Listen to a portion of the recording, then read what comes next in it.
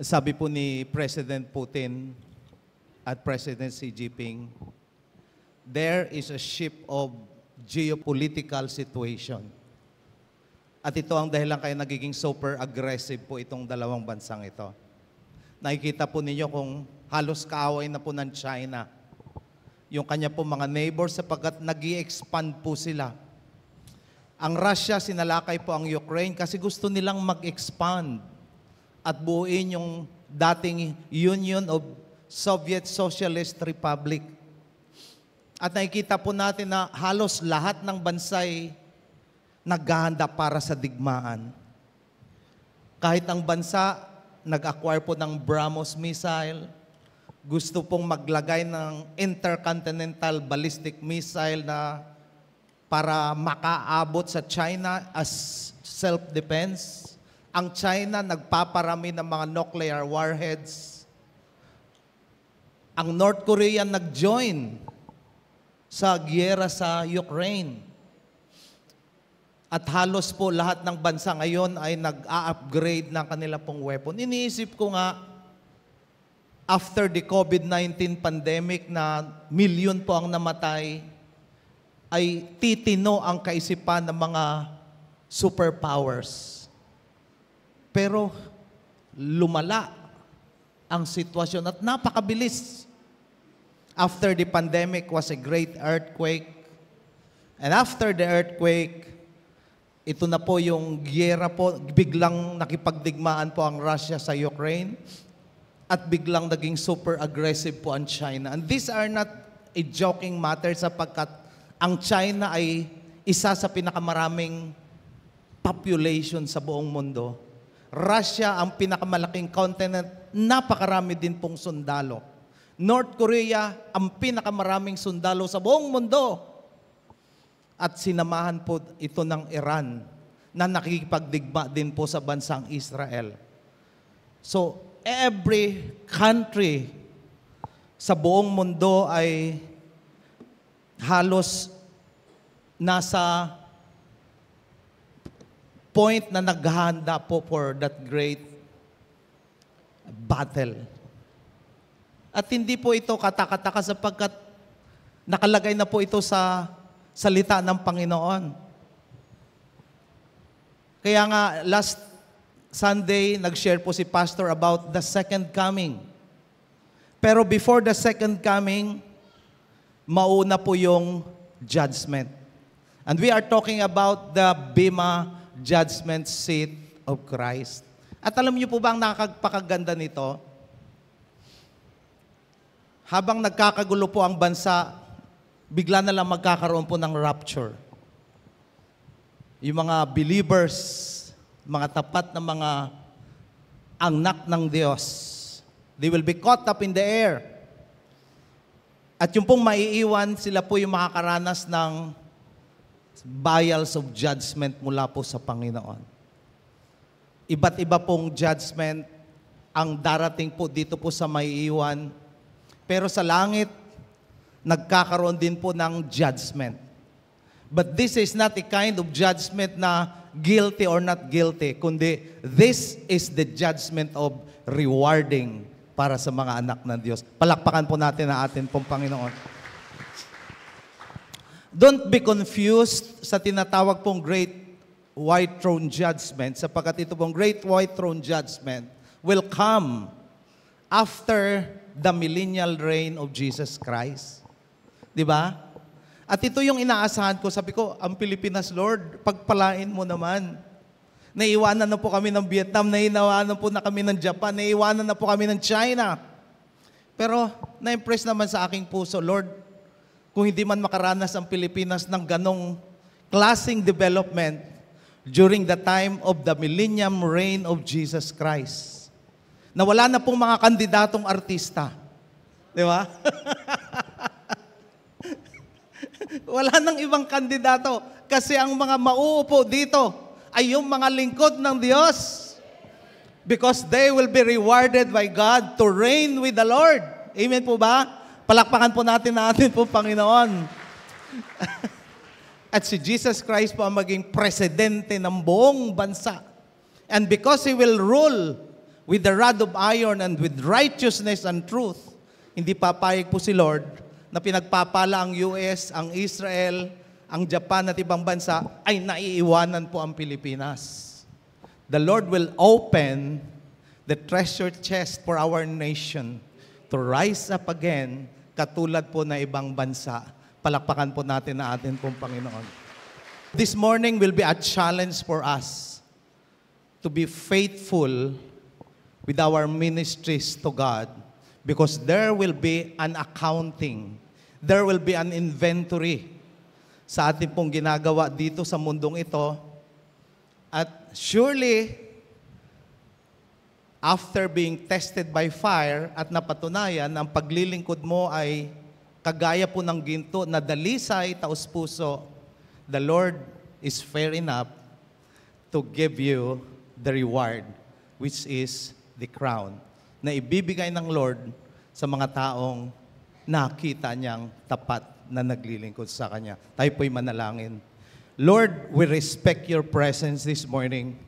And we thank you for that wonderful promise sa iyo pong mga anak, na kami na mga pinili mo, mga hinirang mo, mga iniligtas mo, Panginoon, ay hindi lamang po makaka-escape sa judgment dito po sa mundong ito, Panginoon, the vials of judgment, kundi, Panginoon, sa presensya mo, wherein the rewarding will be given, Panginoon, sa mga anak na nakita mong tapat at naglilingkod po sa inyo. Lord, this morning, hayaan niyo po na bawat mga salita ay maging klaro sa bawat isa at maging encouragement para sa bawat isa. Lord, to be involved in the ministry and to be faithful in the ministry na kanila pong kinalalagyan sapagkat, O Diyos, Ikaw na po ang nagsabi, doon po sa mga good and faithful servant ay pagpapalain niyo, Panginoon, ng reward. Salamat po, Diyos, sa pangalan ni Jesus.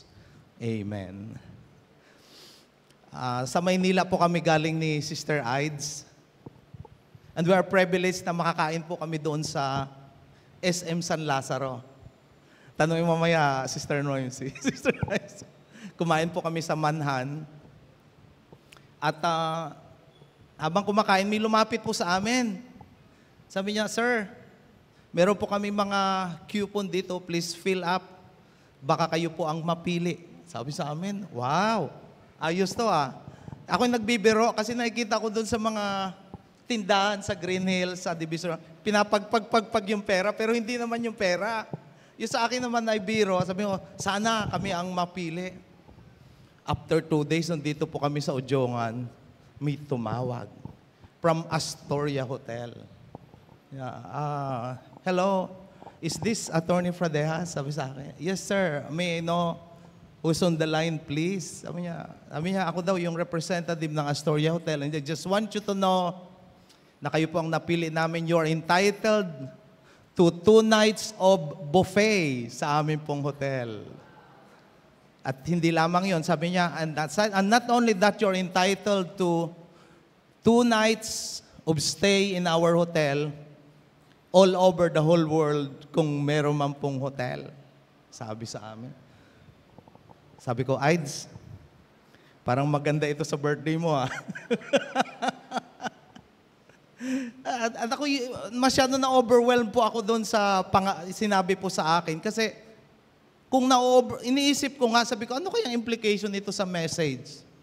Iniisip-isip ko, yung pala, kung ako nga'y natutuwa doon lang sa 2 nights, in eternity spending with God, with the crowns na ibibigay ng Panginoon, it's super, duper, na talagang mag-i-enjoy po tayo sa presensya ng Panginoon. Pwede bang palakpakan natin si Lord?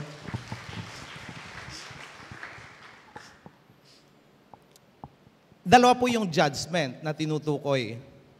The judgment for the believers, which is called as the Bema Judgment Seat of Christ. And the judgment for the unbelievers, which is the Great White Throne Judgment. Ito nga po yung sinasabi ko kanina, yung Bema Judgment will come during the time na nagkakaroon po ng tribulation period. Dito po sa lupa, At doon naman sa taas, nagkakasiyahan po kasi rewarding. Di ba pag graduation at sinasabitan ka ng medal, abay halos maluha-luha yung mga magulang mo. But this is not medal. Ito po yung crowns. Ang ibinibigay po ng Panginoon.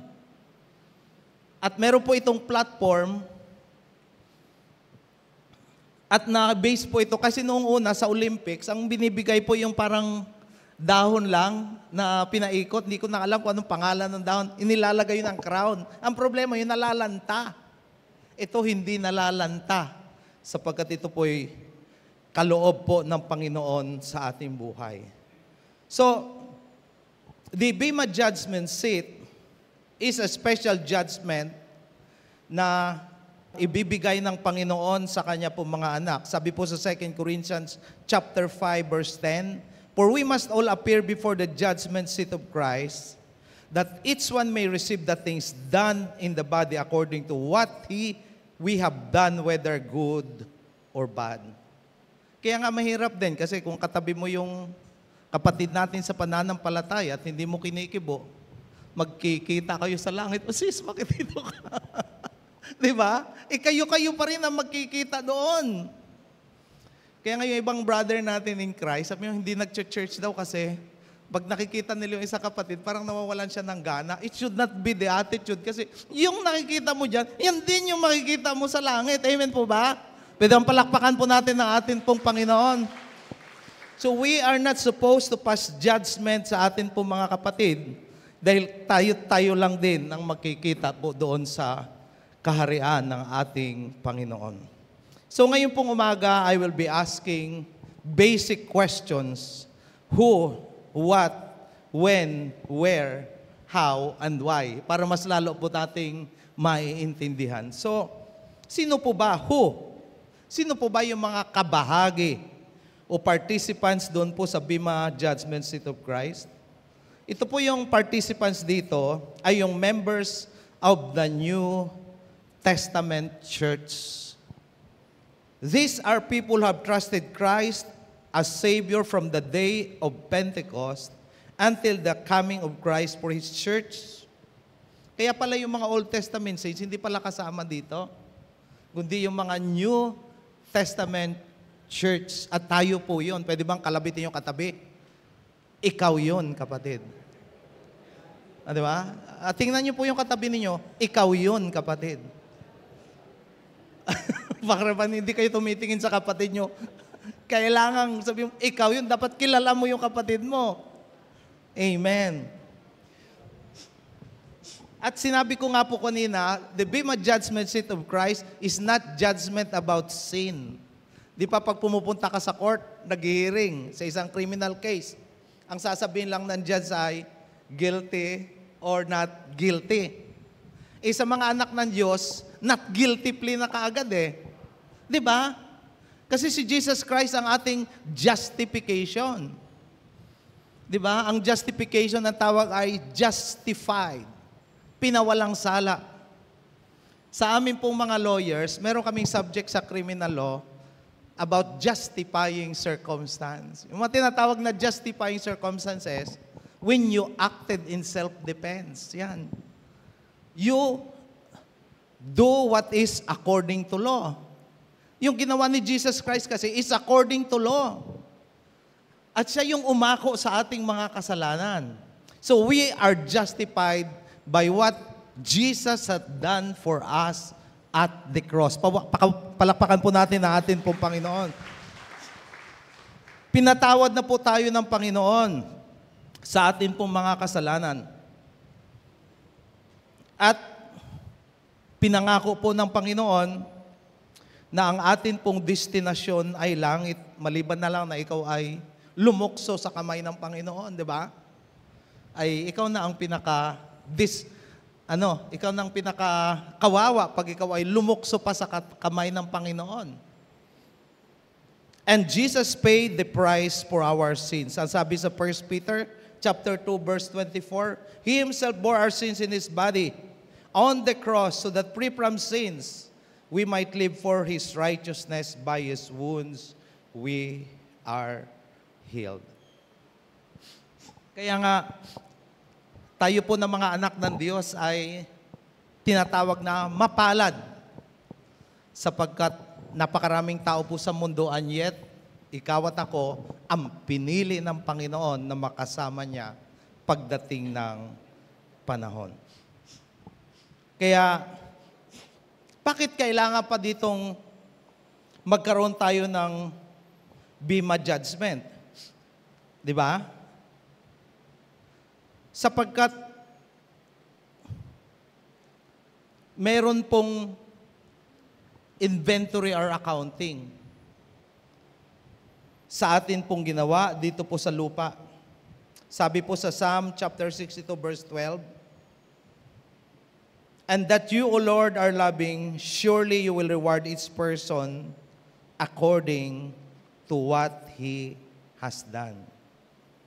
Ephesians chapter 6 verse 8, ang daming mga verses, "Knowing that whatever good we do, we will receive the same again from the Lord, whether we are slaves or free." Kaya nga naalala nyo yung the parable of the talents, di ba? May accounting din. Yung, kung ano man yung binigay sa iyo ng ministry ng Panginoon, there will be accounting. Ano man po yung ability, yung treasure na binigay sa iyo ng Panginoon, there will be an accounting. Yung pagkakatiwala ng mga properties ng Panginoon, there will be an accounting. Everything will be accounted by the Lord who sees everything na atin pong ginagawa, whether good or bad. Whether may nakakakita o walang nakakakita. Kaya for Paul, ang sinasabi niya sa 1 Corinthians chapter 9 verse 25, "Everyone who competes in the game goes into strict training. They do it to get a crown that will not last, but we do it to get a crown that will last forever." Sinasabi niya ng buhay na Kristiyano ay isang athlete na kailangan niyang mag-exercise at sumunod sa rules. Pwede bang kalabitin natin yung katabi? Sumusunod ka ba sa rules? Yan. Sumunod ka ba sa rules? Yan. May rules si Lord sa Bible eh. Kailangan sumunod po tayo or else madi-disqualify po tayo. Maraming mga Olympian sumali po sa Olympics. Akala nila nanalo sila, yung pala nandaya. They were disqualified to have a medal. Gayon din po tayo. Dahil ang ating pong takbuhin ay marathon, mahabang takbuhin, ay huwag kang magpapahinga. Habang buhay ka, maglingkod ka sa Panginoon. Amen? Pwede bang palakpakan po natin ang Panginoon? Kaya sabi ni Pastora, kayong mga choir, wala kayong graduation. Ang graduation nyo, pag kinuha na kayo ni Lord. Kaya sabi ni Sister Ruth, matirang matibay. Kita mo? Kaya nga siyempre, ganun talaga ang athlete. Nagpapamuscle para tumibay sa mga sports na kanya pong kinalalagyan. So this should be an encouragement for us, mga anak ng Diyos, na to give up sa pagsunod sa Panginoon. Minsan nakakalimutan natin na linggo pala, simba, pero hindi tayo sumisimba. Baka, di ba? Ang problema, pag ginanahan tayong hindi nagsisimba, mahihiya na tayong magsimba. Tuloy-tuloy po tayo. Hanggang hindi pa kinukuha tayo ng Panginoon at hanggang hindi pa bumabalik ang Panginoon, continue to do. Amen? Tinanong si Lord ng mga alagad, "Lord, kailan po kayo babalik?" Sabi ng mga alagad niya. Sabi niya, "It is not for you to know the day and the time of my coming." Pero sabi niya, pupuspusin ko kayo ng banal na Espiritu so that you may have the power to witness. Ano pong gustong sabihin nito?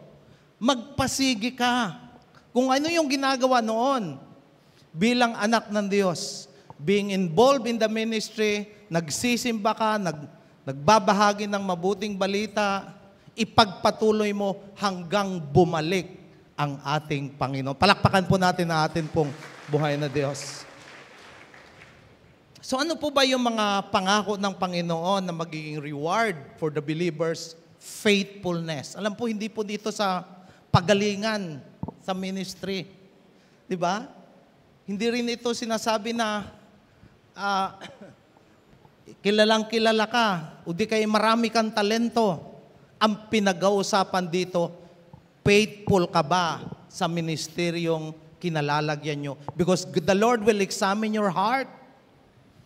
Yung puso mo ba talagang naglilingkod sa Panginoon? The motive behind what you are doing sa presensya ng Panginoon, that will be revealed in the day of the Lord. Kaya nga, anuman yung ministeryong pinagkatiwala, do it in the name of the Lord with all your heart, with all your passion. At darating yung time, pag masumpungan ka ng Panginoon, na tapat ang paglilingkod mo sa Kanya, you will be receiving the reward or the crown. Ano po ba yung mga crowns na sinasabi po sa salita ng Diyos? The first crown speak of an imperishable crown. Di ba yung mga crown, yung sinabi ko nga kanina, yung una yung mga crown, yung mga dahon na tutuyo, na lalanta. Yung mga crown noon na pinuputong sa mga hari, pag namatay yung hari, yung iba kasamang ibinabaon yung crown. Yung iba naman nasisira, kaya ginagawa, sinusunog at hinuhulma ng panibagong crown. But we are talking about here, about the imperishable crown. At ang sinasabi dito ay yung mga tao na tapat na naglilingkod po sa Panginoon, they are being tested by fire. At napatunayan na ang kanila pong motibo ay tunay at tapat sa paglilingkod sa atin pong Panginoon. Kaya nga, hindi lang enough na tayo po ay mag-volunteer sa paggawa para sa Panginoon, but we should be triggered with right motive. Hindi po tayo dahil naglilingkod tayo dahil may salapi na nakaakibat dito. Nalulungkot po ako doon sa isang pastor na ngayon po ay nakakulong sapagkat iba yung motibo niya. Meron siyang helicopter, meron siyang eroplano. Marami pang magagandang mga choir. And yet, na-test ni Lord. Nauna siya. Naunang i-judge siya ni Lord kasi doon na siya sa kulungan. Nakita siguro ni Lord na his motive in from his heart ay hindi dalisay. Kasi inaako niya yung para sa Panginoon. At sinasabi niya na siya na ang Diyos. Di ba? Ano, nakakatakot yung mga ganong mga bagay. So, we will be tested by fire. At doon sa napatunayan na tapat at ang kanyang motibo'y tapat, magkakaroon po siya ng tinatawag na imperishable crown. Kaya nga kung ikaw ay may mga talents, magpagamit ka sa Panginoon. Marunong ka bang mag-gitara? Marunong ka bang mag-keyboard? Whatever talents you have, i-offer mo sa Panginoon, maglingkod ka sa Panginoon. Yung iba ayaw, sabi niya, okay na ako, pwede namang church-goer. Ay pag church-goer ka, hindi mo ginagamit yung talento, pupunta ka rin sa langit. But what reward can you expect kung hindi ka naman nagpapagamit sa Panginoon? Di ba?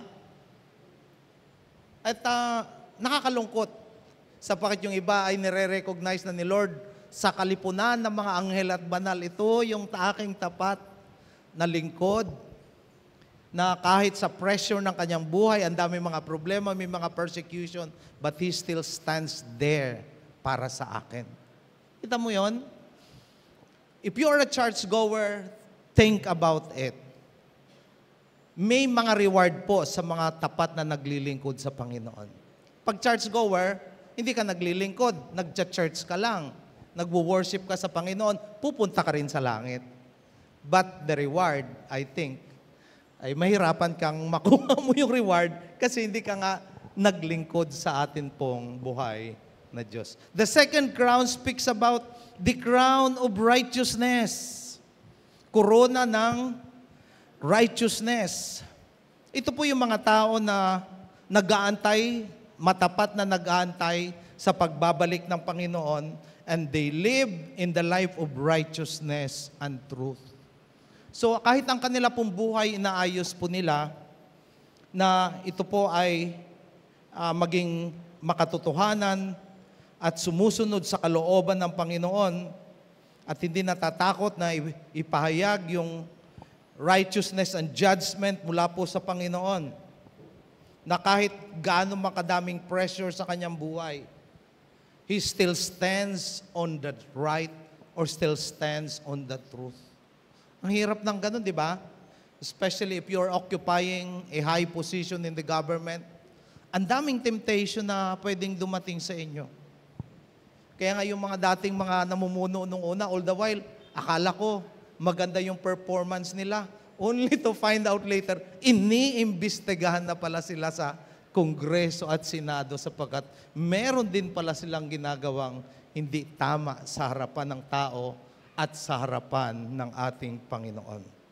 But for those who stands for righteousness and truth, kung tama, tama, kung mali, mali, yun po ang kanyang paninindigan, the Lord will reward a crown of righteousness on the judgment day.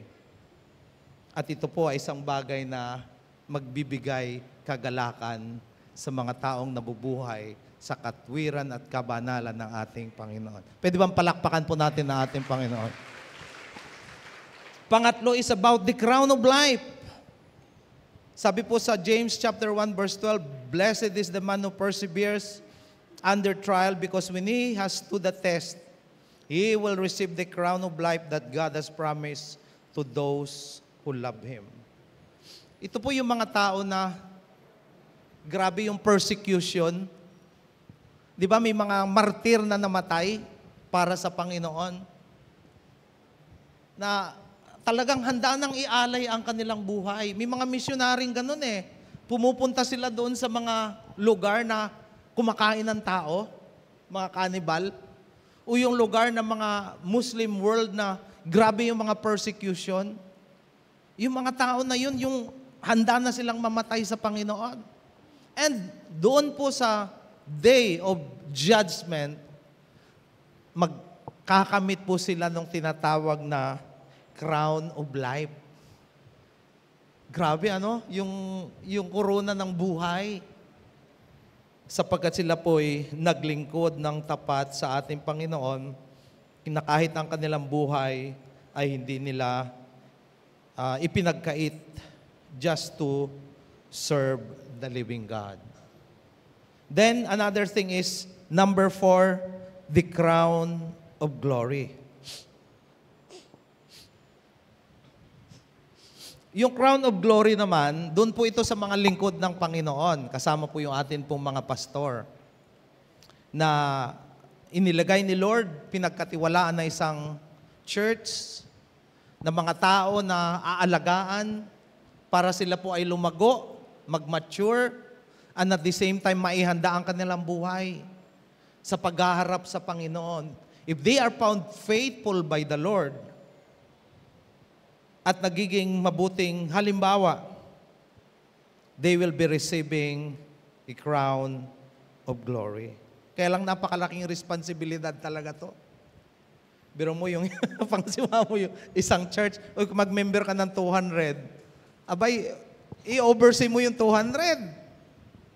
Kaya ang mahirap din, without the power of the Holy Spirit and without the wisdom mula sa Panginoon, mahirap ito pong posisyon ito, and yet, nagagawa po nila ito sa tulong ng atin pong buhay na Diyos. Pwede bang palakpakan po natin na ating Panginoon? Then, there is another number 5. There is a crown of rejoicing. Bakit nagre-rejoice? Kasi nakawin ng kaluluwa sa Panginoon. Kaya yung mga nagso-soul win para sa Panginoon, di ba? Nakadala ka ng isang tao na nakita mo na napapalayo sa Panginoon o di kayo walang tunay na pagkakilala sa Panginoon. Lahat yan nakalista sa listahan ng Panginoon. For every souls na nadadala mo sa Panginoon, nagre-rejoice po ang kalangitan. And surely, there will be a crown of rejoicing. Si Pastor Boy, natutuwa ako na at his age, hindi nagsasawang mag-visit sa jail. Kasi yung kanyang puso ay para doon sa mga preso na nagbibigay ng love letter pauwi, na nakalagay yung mga grocery items na order dahil kailangan po nila. And yet, very effective po yung ministry ni Pastor B. So, pero hindi po ito limited sa pastor. Yung pong crown of rejoicing is not only for the pastor, but for every believers. Pag nakadala ka ng kaluluwa sa Panginoon, qualified ka para sa crown na ito. Pero just want to tell you na wag lang po tayong ma-overwhelm dito po sa mga crowns na sinasabi.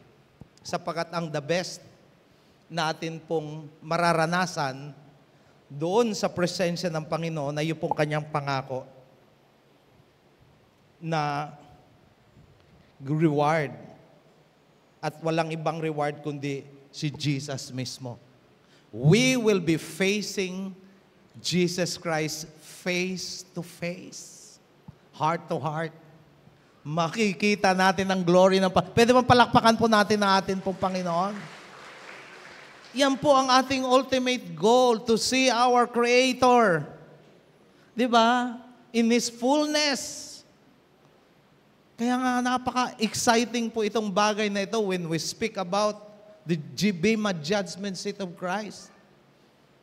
Sapagkat ang ultimate reward naman talaga natin, hindi lang yung crown, kundi si Jesus mismo. Makakausap mo. Ang sabi nga doon, wala nang luha because He will wipe your tears away. Wala nang luha, wala nang iyakan, wala nang sakit. Walang kahirapan.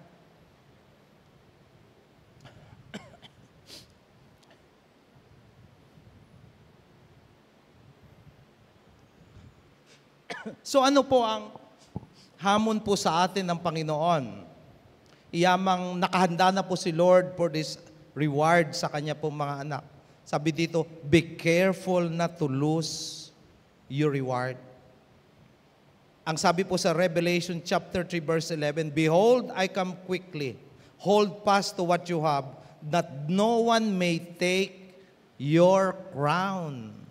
Tingnan mo, ikaw na pinagkatiwalaan ni Lord, panghawakan mo. Maging maingat ka na para hindi mawala yung crown na inilaan ng Diyos para sa iyo. Another thing, all who experience the judgment seat of Christ will possess the privileges and honors and children of God. Jesus said He will acknowledge those who have believed in Him before His Father and before the angels. Biglang mo i-announce niya, doon, ito si Brother James, ganyan. Binibigyan ng corona dahil ganito siya, nung nabubuhay, naging faithful, na ganyan, ganito, ganyan, ganyan. Sa lahat. He will acknowledge before our Father. At napakaganda yun. Ay kung ikaw wala kang reward, ganun ka na. Wala ka eh. Wala kang corona. Di ba?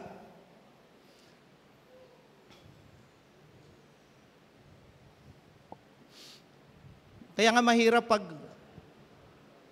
doon na sa harapan ng Panginoon, yung iba may mga corona na, siyempre ikaw gusto mo rin magkaroon pero wala, ay nakakahiya din na wala po tayong maipapakita. Pero there is one thing that I would like to tell you about. Lahat ng mga koronang yan na ibinigay ni Lord, we are going to bow down all our crowns before Jesus. Sabi po sa salita ng Diyos, bilang pag-honor sa Panginoon, ilalatag natin ang bawat korona na yan sa presensya ng atin pong buhay na Diyos because He is the King of Kings and the Lord of Lords. Palakpakan po natin ang atin pong buhay na Diyos. Siya yung merong tinatawag na victor's crown sapagkat nagtagumpay siya mula sa mga patay. Kaya kung ang atin pong mga pangalan ay nakasulat sa aklat ng buhay, yun, makakapasok po tayo sa Bema Judgment Seat of Christ. To another one, he said, Master answered, you take charge of 5 cities. Yung, aside from the crown, pagkakatiwalaan ka ng Panginoon ng bagay. Dito, ang tinatawag dito is taking charge of cities. Sapagkat ang mga anak ng Diyos, siya yung magre-reign sa bawat mga bansa na si Jesus Christ ang mamahala. Kaya nga sabi ko sa inyo, hindi na pwede yung mga artistang kandidato. Kasi ang mamumuno dito ay yung mga righteous na mga anak ng Diyos. Palakpakan po natin na atin pong Panginoon. Wala nang eleksyon, seleksyon na galing kay Lord. Di ba? At nakakatuwa naman kasi dahil nga righteous siya, walang bansa na maiiwanan. So ano po ba yung magiging lesson para sa atin? Because we all know na before the coming of our Lord Jesus Christ, there is the judgment that is going on in heaven. Judgment sa langit, nagkakasayahan sa langit, nagkakaiyakan naman sa lupa. Di ba? Habang nagkakasayahan sa langit, nag-iiyakan sa lupa dahil puro vials of judgment dun Di ba? So, ano po yung dapat na panghawakan po natin? Number 1 is, be accountable. Christians will be held to account for their choices, but this not affect their destiny. Ano ba yung pinagkakatiwala sa iyo ng Panginoon? Your time, your talent, your treasure, your ministry, your gift. Be accountable. Kaya nga sinasabi dito, may nakakakita man sa iyo wala, gawin mo yon, do it in the name of the Lord. Sapagkat meron pong nakakakita ang atin pong Lord. Pangalawa, be mindful of how you live. Ito yung magbabago ng ating perspective. Na hindi lamang po ang ating buhay panlupa, kundi meron pa tayong buhay sa langit. We are not looking on the temporary, but we are looking on dito po sa bagay na much better ang kalangitan na inilaan sa atin ng Panginoon. So magbabago po ng ating pananaw na hindi lamang tayo mabubuhay sa mundo. Di ba? Kahit sa mundo, kahirapan. Minsan, barkada, di ba? Yayayain pa tayo sa mga, kung ano-anong mga lugar na pwedeng maglayo sa atin sa Panginoon. Do not look on those things. Kaya si Pablo sabi niya, ang tinitingnan ko yung bagay na nasa langit o nasa taas at hindi yung nasa lupa. Sapagkat mas maganda po yung nakalaan doon po sa langit. Pangatlo, be prepared. Be diligent to make your call and election sure. Kailangan maghanda po tayo kasi yung mundo ngayon very unstable. Sabi, di ba, nasabi ko nga kanina sa opening statement na we are entering a shift in geopolitical condition.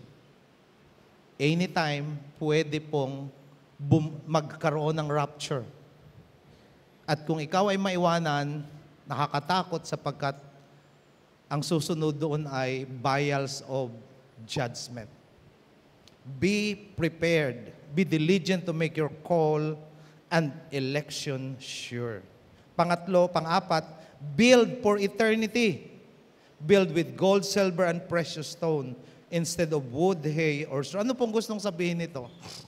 Build for eternity. Yung pong ating ginagawa, lakipan po natin ng pagmamahal. Yung atin pong katapatan at sa atin pong paglilingkod po sa Panginoon. Build for eternity. Na yung pong maluluwalhati si Lord, masasayahan po ang Panginoon. whatever gifts, whatever talents, whatever treasure na kaloob sa inyo ng Panginoon. Build for eternity.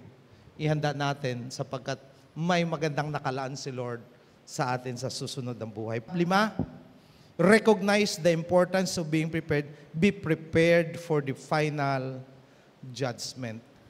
Ito po yung napaka-alaga. Although, nasabi ko na rin be prepared, pero yung kahalagahan ng paghahanda ay isang bagay po nating dapat maintindihan because the Lord will never announce kung kailan siya babalik. Kaya nga, December 25 ang hindi po eksaktong araw ng kapanganakan ng Panginoon because the coming of the Lord was not announced. At din, ganun din yung second coming niya, it will not be announced. Kaya ngayon, ano ba, kailan ba talaga ang tunay na Pasko? Ano ba, March ba? April ba? May? Ang daming debate. December ba? December 20? Walang date. Kasi nga hindi in-announce ng Panginoon. His second coming will not also be announced. Ang sabi sa salita ng Diyos, He will come like a thief in the night. Na kung saan yung tao ay tulog na tulog at halos huyagok yung kanarunggan. Naghihilik na lang. Hilik na lang ang napapakinggan. Yun ang pagbabalik ng Panginoon. But don't ever think na hindi kayang bumalik ni Lord ng umaga or hapon. Huwag kayong mag-isip na gabi lang babalik ang Panginoon. The Lord can come even in the morning, during the noontime, or even in the afternoon. Sapagkat wala pong sinasabing oras, panahon, buwan, taon o araw. He will come like a thief in the night. Ganon din po yung rapture. Wala ding in-announce kung anong oras. But it will surely happen sa mga anak ng Diyos. Palakpakan po natin ang atin pong Panginoon. Isa pang malakas na palakpak para sa atin pong buhay na Diyos. Di ba napakaganda na ito po yung ating pag-asa? Bakit ko nasabi pong pag-asa? Sapagkat dito nga sa lupa ay nagkakaroon na sila ng takot, nagkakaroon na sila ng hirap dahil doon nga po sa mga judgment na ipapadala po ng Panginoon. The vials of judgment na habang tumatagal ay patindi ang kondisyon dito sa lupa. But in heaven, there is the great rejoicing sa mga anak ng Diyos. Muli malakas na palakpak sa atin pong buhay na Diyos. To God be all the glory. Amen. Amen.